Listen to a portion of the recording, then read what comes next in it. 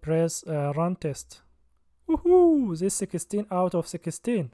So we have our tests passed and creating the calculator successfully. Hello folks, welcome to DuenaTech channel. Today I'm going to help you how to build a calculator for FreeCodeCamp front-end projects, and this is being asked one of the FreeCodeCamp front-end projects here. As you see, to get a certificate at the end of this course, you have to do these 5 different projects. I already created a tutorial for previous 3 projects, and in this tutorial I'm going today to help you how to build this JavaScript calculator. And also, if you would like to watch this previous tutorial, you can come here to my channel where you can find a playlist for that list of tutorials. And before that, also I created a playlist for FreeCodeCamp web design projects, and here then with the end also you are going to get a certificate for this. And the one I'm talking about, or this here, this list of or playlist here for front-end libraries project, already I did these 3 previous projects. First one was for building this random code, and second one for this markdown previewer, and the last third one was for this drum machine. And today I'm going to help you to build this JavaScript calculator. I already have preview here, so this is what we are going to build today. For example, if I test this 1 plus 2 equal should be 3, and if I run the test here, and just to showing you that it's passed, let me reload the page, and this was previously tested. Let me run it again. Run test. As you see here, we have 16 out of 16. We have the test pass, and we are going to use React for this project to help you to get this calculator being created. Let's go to next step to build this. But before go to next step, if you are new to my channel and this first video to watch, try to subscribe to the channel and enable the bell to get all new videos and tutorials when I upload them to the channel. And also, if you like the video, try to press thumb up, and if you have any comment, any idea, try to leave that on comment section, and also even try to let me know about this tutorial. How do you find it and what you get out of it? So let's just go directly and start building this project. So basically, if we come here to this FreeCodeCamp website, where we can here select this project here and then open it. Already I open it here in this tab, and from here then they will give you this list of user stories here, so that you are going to follow and one by one to get the test pass. We have around here 13, 14, 15, we have around 15 different user stories, and we have to get all of them passed so that we can get the test 16 out of 16. So let's start basically by just open this here, this empty code bin, and let's just open this new tab, and this will open my code bin count. Let me just open a new pin here, press here and then open new pin, and this will be the project location that we are going to start building it. So first, to start create React app on code bin, you need first to define here just a div, HTML div element with an ID, call it app. And then here I'm going to skip the CSS, just come here to where this JS, and here in this JavaScript section we need to press this setting icon, and we need to select here Papil, which is JavaScript processor, which is going to help us to make a JavaScript or React code more understandable to the browser, and also make the modern JavaScript syntax more understandable to the browser, and also more compatible. And next we need to also to add a React package, and from here just let's search for React, and also let's add the React DOM, this package here, these 2 packages, and then press save and close. So which will add them here in this step, and let's just create a app component. But to create an app component, just will be const app and equal this will be a function component. For example, let's just for now render hello world. And here in the bottom we need to call this React DOM dot render, and this render is a function. We'll expect first param will be the component is going to be app, and second one is going to be the document selector dot get element by ID, and then the ID which will be just app. And also here forget this should return, we need to return this so we can read it, save it, and now we should see, as you see here, we have this hello world. So basically this is initially how we can create a React app on CodeBean. Now we have the React app being created. Next step, let's go first to try to build the static component for this calculator. First I'm going to bring some data here just to speed up this tutorial. So here before this app I'm going to add this variable here. So this first variable is going to be just calc data, stand for calculated data, and this is going to be an array of object, and each object will represent an item on this calculator. Let me, if I come back here to this original tutorial, so basically each item in that array will represent one of these key. For example, if you see the first one, just this which all clear stand, AC stand for all clear, and also this to divide contain, and here also to multiply, and this here just a numbers from 0 until 9, and also other operators. And let me just collapse this, and the second one is just to see a list of operators. I'm creating this array to just to have these operators independently, so later we can use them for calculation and make our calculate more easier. And also these numbers, array of numbers, start from 0 to 9.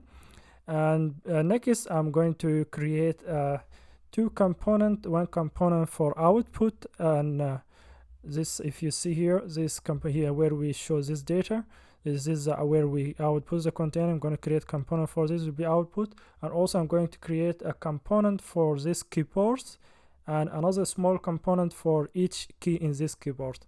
Let me first try to create this output component. So basically I'm going to call it display instead of output, so because this as what we have here on FreeCodeCamp requirement, this is going to be to have ID called display.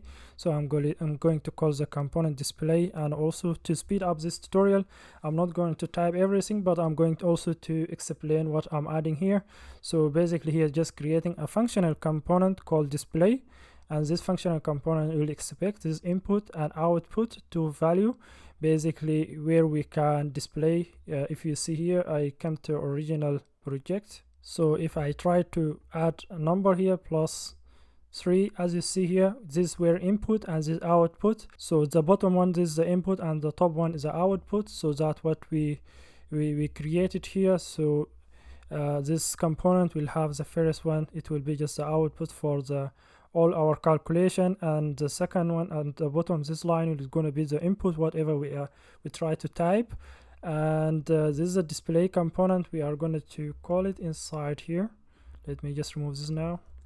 Instead of this, I'm going to call this component here, and this component will expect this input and output.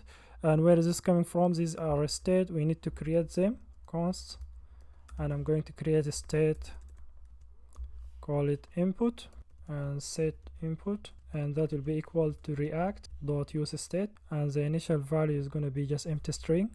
And also I'm going just to duplicate this line, will be for the output, and set output, and I'm going to pass this two props down to this component. Let me also, I'm going to wrap this with the traces instead, and to make the code more readable. If I save it, until now, because we don't have anything, it doesn't going to show anything. So let me add the initial value for this input to be 0, and if I save it, we should see 0 here to be just displayed. As you see, we have 0 now. Next component I'm going to create is going to be a keyboard component, and the keyboard component is also going to have a key component.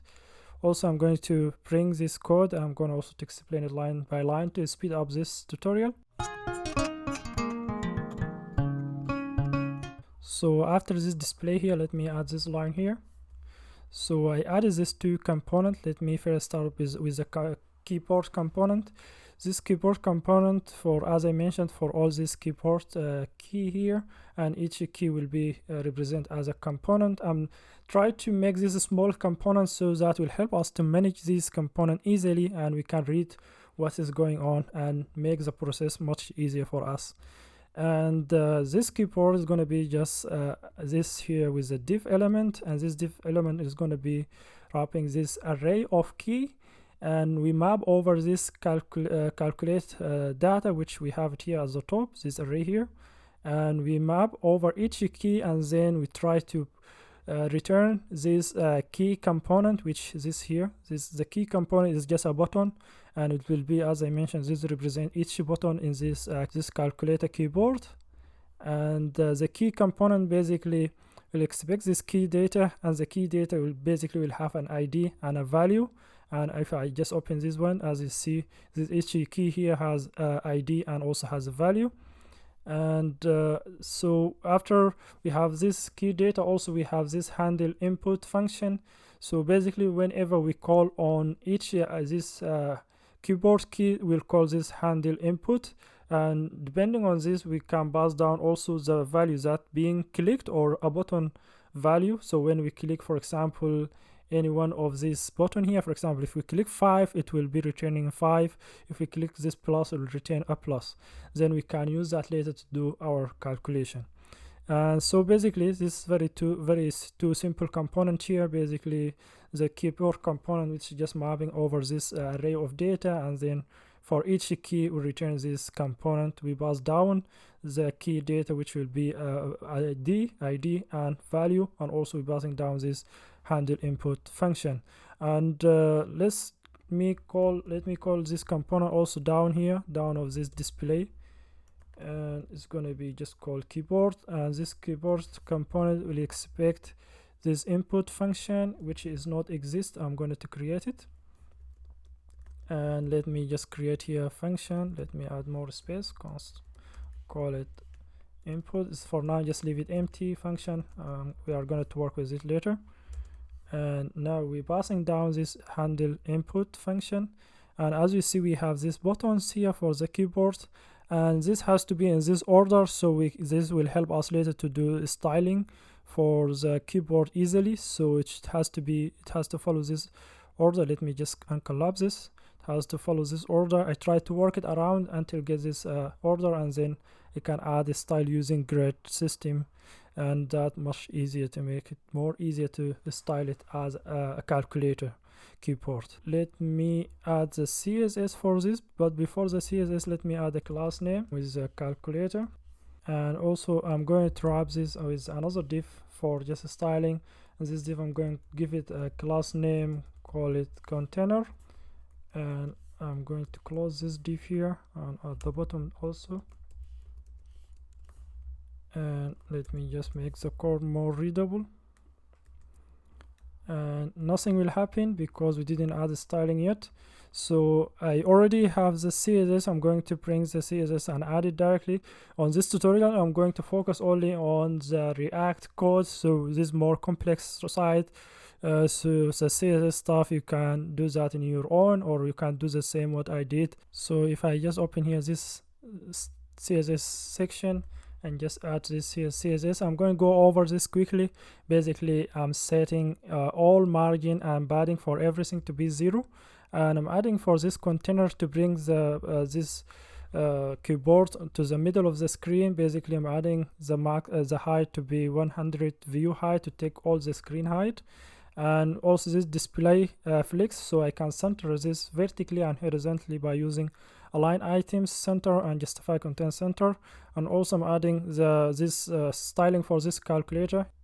If you can remember, if I just scroll here, see this this class name. I tried to add this class name just where you can add the styling for the actual calculator, so with the height and also with the max width, and with this border radius to add some sharp on each corner of this calculator here.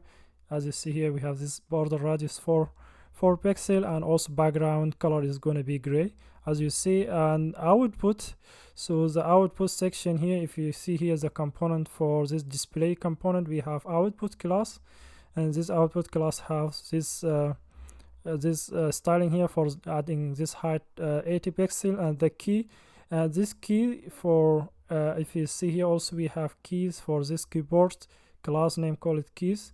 For all these keys wrapper, we have this display grid, and also we have padding 10 pixel between this, around this area. It's going to be 10 pixel, and this gap 5 pixel is going to be between each key on this 5. And also I'm using this grid template columns to add basically 4 columns in one row. For example, this row has 4 columns, and then I'm trying to access the first button and then try to give it this specific width to take the width of 2 key, and by just try to identify the grid columns to take the start from basically from 1 and to end on the 3rd column position, and the same background color, so which has this purple background color. And also for this, the child or the button number 15, try to take a different column height. As you see, this one is taking from height of 4 to 6, and so that how you can control it. Actually you can change it. If I change this number to for example to 4, it will change the layout. As you see that now the height of this button is changed. When give it to like 4 to 6, is going to take the full height of this 2 key position. So that how you can style this keyboards. I'm going to go quickly, and same this for the child number 16, which one is here, where this 0 is taking 2 column instead of 1 column.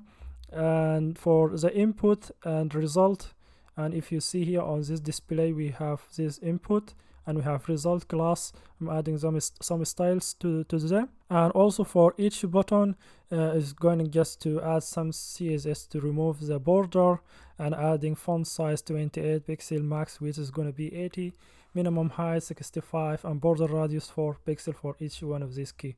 So basically this the initial CSS and the initial static calculator. Basically if we try to do anything now, it will not do anything. If we press anything, nothing will happen.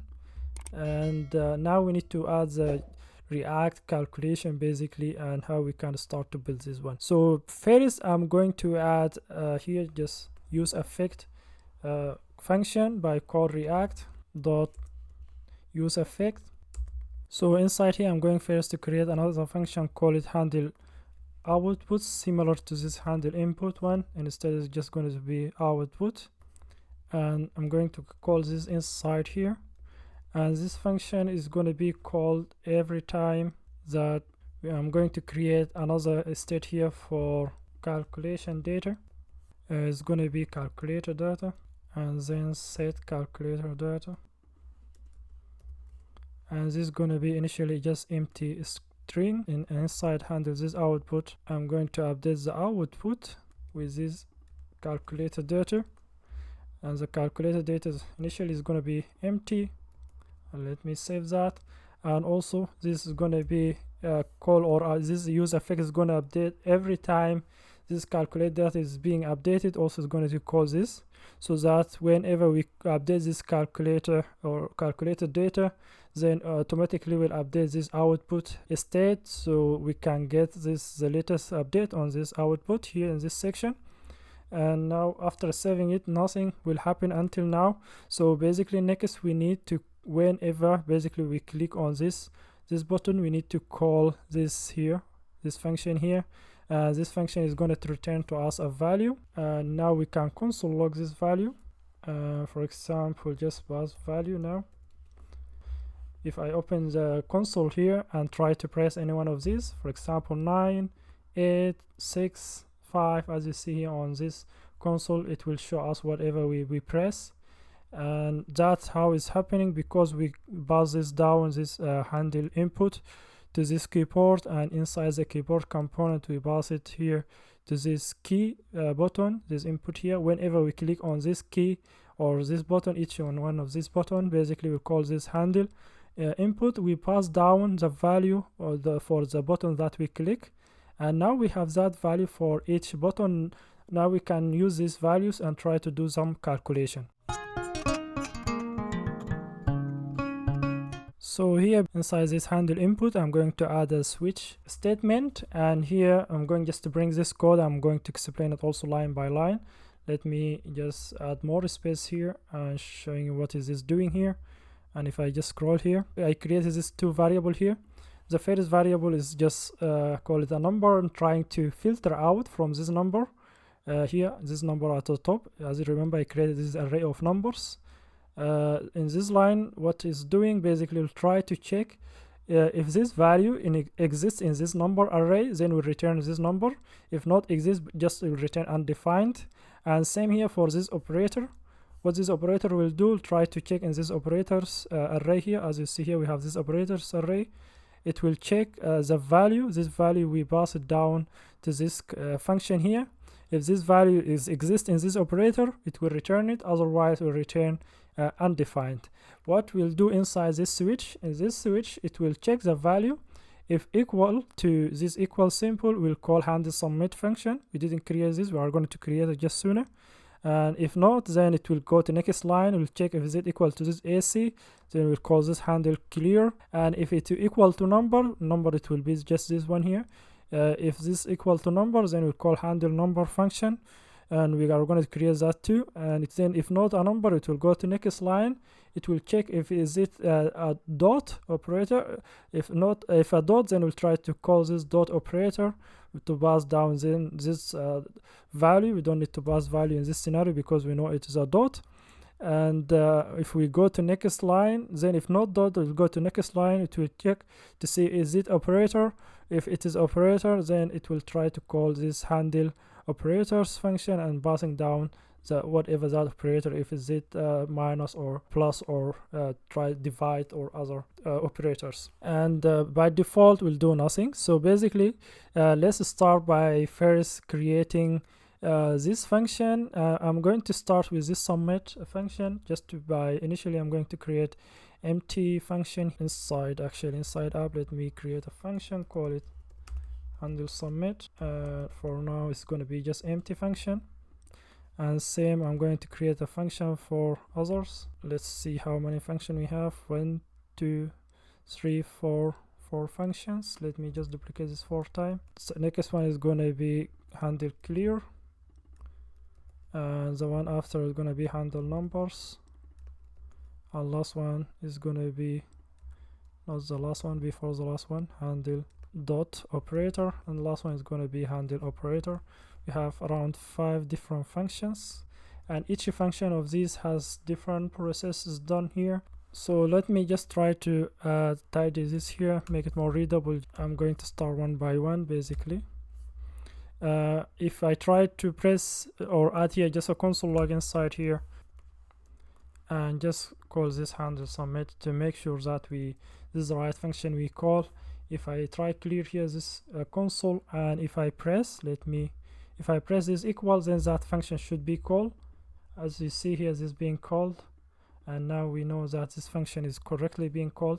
What we need to do inside here, that will be next step, but now we need to start when we click on for example any one of this number, then should be updating this value here, and we need to do that in this step. Let me just for this to speed up this tutorial, I'm going to bring also a code for this handle numbers function, and also this will expect a value, and the value in this scenario is going to be any one of this number, whatever the one that we click on. And then inside here we'll do some process. I'm going to just bring some code. So inside here, let me add more space, and I'm going to add this condition. Firstly, I will check to see if there is any number being added to this initial calculated data state. As you see here, we have this initial state is just empty string. We'll check if there is no any value being added to this state, then we'll try just to call this set input.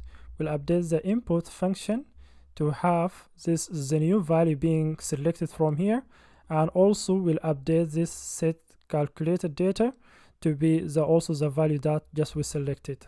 So that we have this two state here. Firstly, basically the input will help us later to have one of this FreeCodeCamp user story to be passed. Basically the input, it has to include all the numbers that we enter basically. And the second one is set the data, the calculated data. We can use this data to do some calculation basically for actual data that we adding. Else, if there is data already inside this calculate data, we'll go to next line. What happened here in the next line, we have another condition. We check, for example, if the value is 0 and if this calculator already has a 0 and or this input has a 0, then try just return the initial data. Basically we need to prevent, for example, if you click this 0 more than one time, and then just try to prevent that not happen. Only just try return 1 0 instead of multiple 0. So that will help us here in this line, this condition, to just only return the initial value is going to be always 1 0. Else we'll go to next line. In this line, basically I'm trying to select the last character on this calculated data. And how I can select that? By using this calculator.chartAdd, because this is going to be a string, and chartAdd, it is a string method. It will help us to try to detect a position of this string items, and then we can try to access the last item by using this calculated data dot length -1. This will give us a number of the last character in this string. By this we can get the last item inside this calculate data. And also we'll have this variable here. We try to check is the last chart, is it operator, and how we can find that? We check if this last item equal to this star, or operators, is it includes these last items. This operators here, this array in this top. If I just scroll here, this operator, we'll check if this operator includes if includes this last item. In this scenario is going to be an operator, and then we can use this here to do this condition to set the input. If it is an operator, try add the value, just it will be the operator. If not, then try to add the input that originally exists here on this state, and then add the value, that the new value being added. And the next line here will update also the calculator data by also just adding directly the initial data, calculated data here in the state, and then just add the new numbers that being selected. So basically we check here if the last item it is an operator, because we need we are not going to add this original. We are going to update the original value of this input here is going to be just the operator, and when it is operated it will just add the operator. It will display just the operator. But if it is a number, for example, if selected 7 8 and 9, if you see here these 3 numbers, it will display these 3 numbers. But for example, if this operator, I'm not going to show the operator with this number, I'm going to just show the operator differently. For example, if I just press operator now, nothing now will happen, because we didn't add the operator, we didn't update this handle operator yet. But when we handle that, it will update also the state, and that's why we do this line here basically. Next one is going to be this dot operator. So I'm going to leave this handle operators to the last or before last one. And dot operator also has some complex scenario here. I'm going to also to explain it line by line. And inside this dot operator, let me just add this space here. So the same, basically I'm trying to select the last character in this calculated data, and after just selecting the last character, first condition, I'm going to check if there is any item added to this here, this initial calculated data. If there is no item, then try to just update the input to be .0, because we try to avoid if you just select it. Let me just remove. If I just add it dot like that and try, let me save it and reload it and try to scroll up. If I add it like this and then try to calculate this later, this will fire an error and it will not be a right syntax. To avoid this issue, basically I need to set it back to be 0 dot. If I save it again, and now if I just press this dot, it will automatically add the 0 dot. So that's why this condition will be true, because the initial data is empty. Then we'll try to go to this process here, and next line it will check if, for example, if already there is a data inside this calculate data, it will go to next line else. And inside here we have another condition. We'll check if this last chart it is a start, or is this last chart, is it included in this operator. So basically this just will check if is it operator basically. Then it will set the input, this section here, to be 0 dot, same as the initial value here. Let me add more space, same as initial value here. And for the actual calculate data, it will try just to add the initial value for the state, for calculate data state, and then 0 dot. And then we'll go to next line else, if not operator, or if the last item inside this data, in this calculate data, is not operator, then we'll go to next line.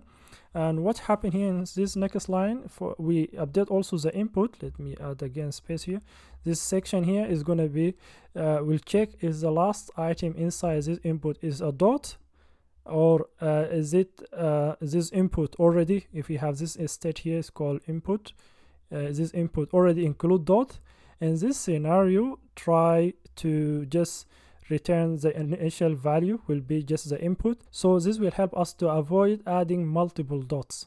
And for example, if the last item is not dot, and also this input doesn't include this dot, then we'll try just to add the input value with the dot. If I remove this here, this condition, and save it, and let me add, for example, dot and dot. So now I can, as you see, I can add many dot as I can, and this is wrong. Basically what this condition is doing here, basically, as I mentioned, it will check if this input, this section, is this input already include dot, this input, or if the last item inside this calculator data is dot, then try to just return the initial input, otherwise try to return the input with the dot.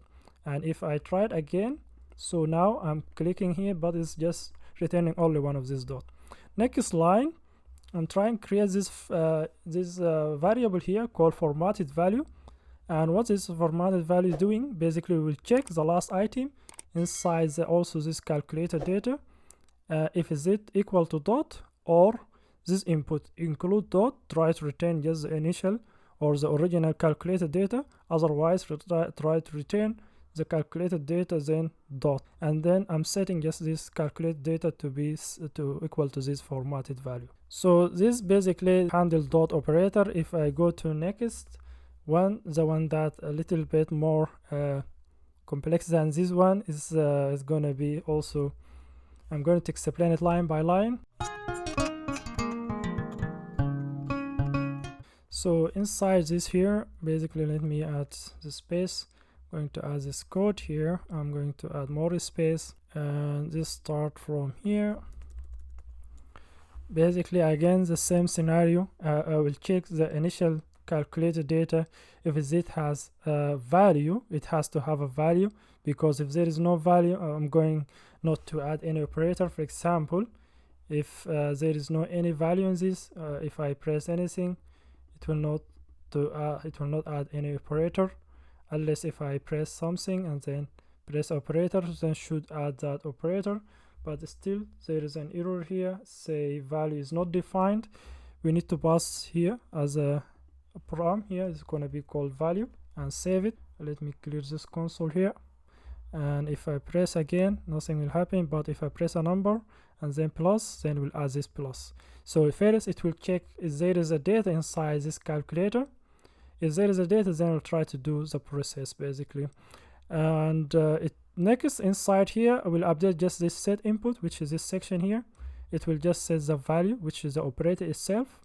And next line, I'm creating this variable here to check the before last chart. For example, if let me console log actually to showing these things. So if I try to console log this calculator here and save it, and if I try to press this number here, then plus, as you see, this is a calculator, and this calculated data is a string. And what I'm trying to check here in this line, before last chart, basically, for example, if the 6 is last item in this string, and try to check the number 5 here in this scenario. And by doing this process, basically calculate data.chart and then calculator.length -2, and to select the last one, it will be -1 instead. Then this next line, before last chart is operator. I'm trying to check the chart on the position before the last one is it operator.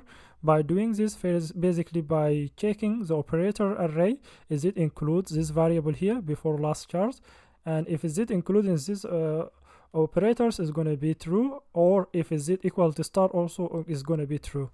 And in next line, also I'm trying to select the last chart in this string by using the same process here, but instead of -2 is going to be -1. And in next line here is going to be also to check the last item, is it operator to the same the before last item. In this scenario, is going to check this last item, is it operator, by doing this process by checking this operators array, is it included in this array, or is it equal to this star.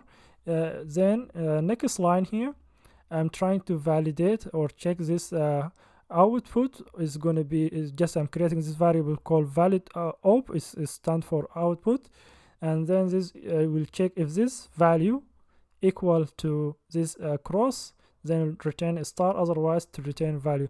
Basically I'm trying to override this cross. Basically originally this is cross. If I scroll to the top here, and if you see this is a cross, and when I need to do any calculation, the cross is not going to be valid operator, so I need to switch that with a star instead. And if you scroll here, and again, so all of this just I'm creating variables to use them later down here. Then if you see here, I'm checking in this condition if the last character is operator. For example, if last character in this calculated data is a character and the value it is not equal to minus, or before last character is operator and last character is operator too. So I'm trying to check this if is it the value is not equal to minus.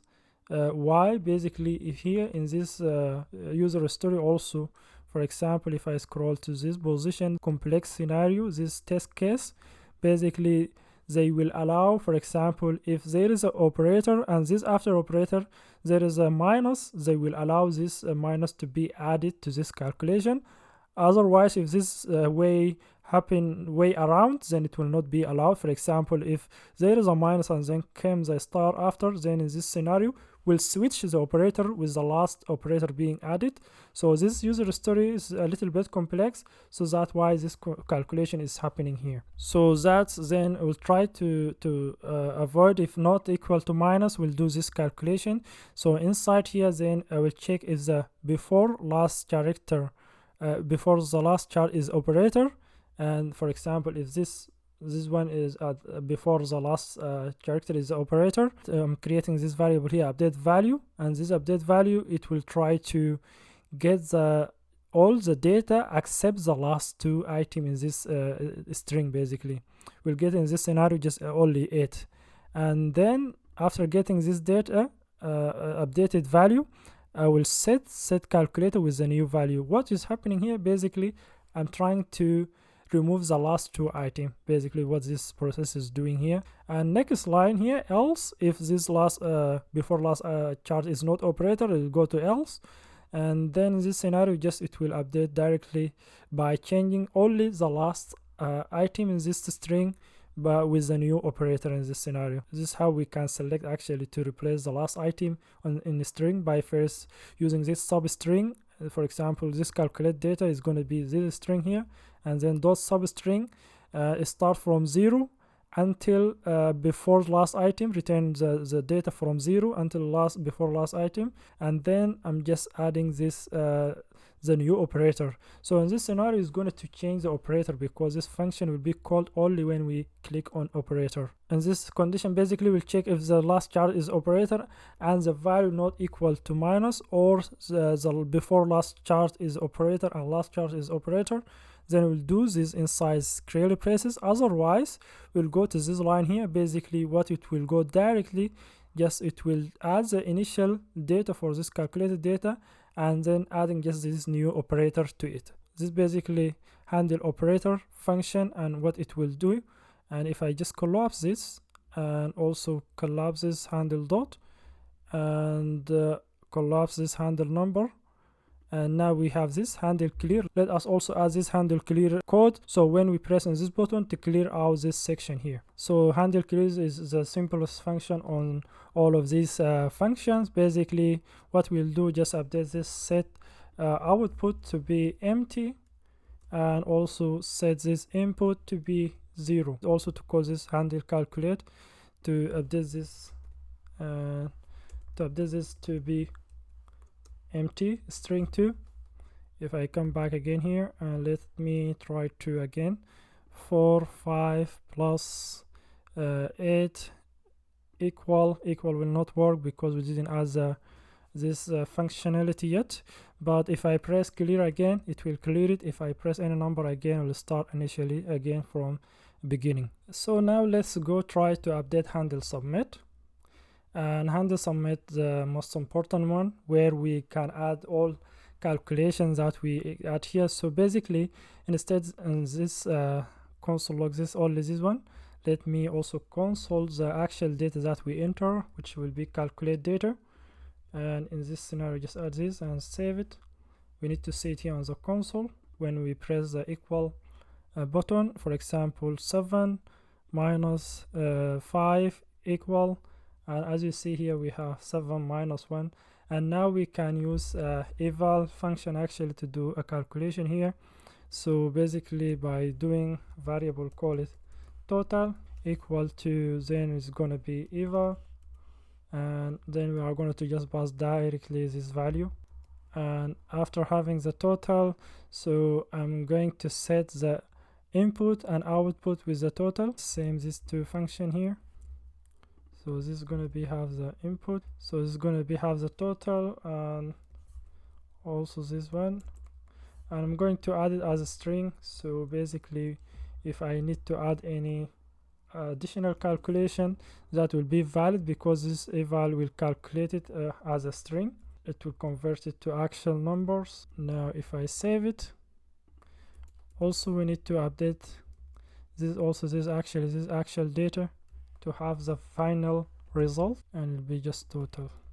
So this is what we need to add inside here. If I save it now, should be fine. So let me add more space. Let 7 minus 3 equal 4 and minus 2 equal 2 divided by 2 equal 1. So now that is working. Basically that it. Let us try to run the test, and we don't have the test icon here, so let me bring the test script here, will be added to this line, this one. Let me copy this line here and try come back to our project and try go to this icon here on JavaScript, add it on this line, and then try to save it, save and close, and this will reload, and now we'll show this button here. So now we can press this menu, and this maybe will not be selected as a JavaScript calculator. If any one of these, you can press it here and then try search for this JavaScript calculator and then press run test. Woohoo! This 16 out of 16. So we have our tests passed and creating the calculator successfully. So I hope this was clear, and if you like the tutorial, try to press thumb up. If you didn't subscribe until now, try to subscribe to the channel. Let me know about the tutorial down in the comment section, and thank you for watching, and see you in very next tutorial.